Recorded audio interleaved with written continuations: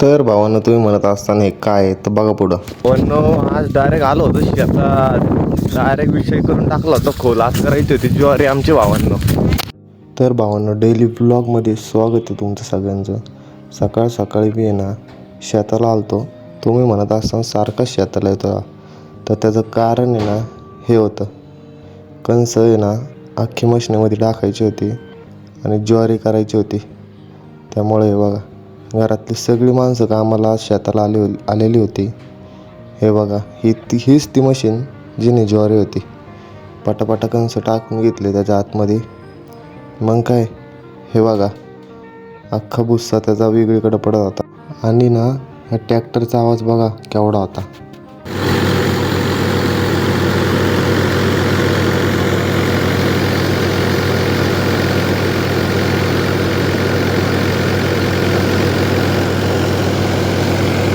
हे बघा भावांनो, अशी ज्वारी खाली पडत होती सगळी.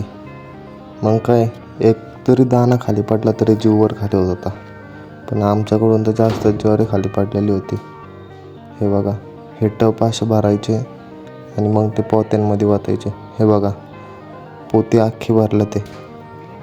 मग काय, पोती पडली होती कमी, आणली घरून परत सगळी पोती, लावलं पोतं. मग मी पण लागलो मस्तपैकी सकाळ सकाळी कामाला. बघा भावांनो, शेतातलं काम जेवढं सोपं आहे ना तेवढंच अवघड आहे. पण शेतातलं काम आहे ना कधीच सोपं नसतं आणि कधीच अवघड नसतं. ज्याच्यामध्ये करायची धमक आहे ना शेतातलं काम, तोच माणूस शेती करतो. पण काय, आता आमच्याकडे शेती आहे म्हणलं शेती करायलाच लागणार. मग काय, सगळी घेतली पोती, अख्खी भरली होती पोती.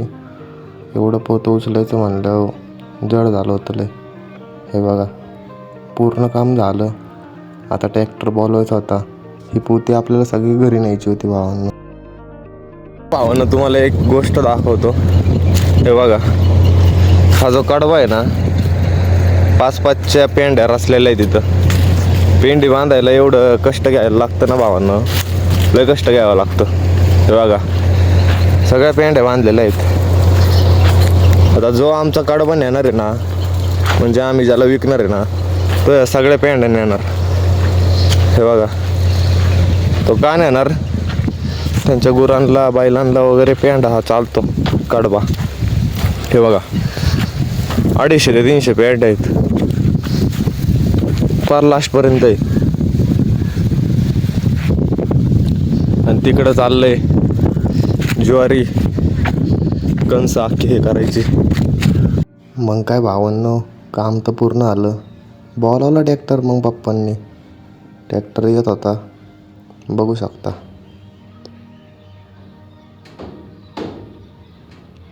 बघा, ट्रॅक्टर आपल्या वावरात उतरला.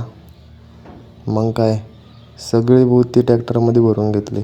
बघा, पहिला हरभरा भरून घेतला, टाकली सगळी पोती आतमध्ये. मग आता ही पोती न्यायची होती घरी.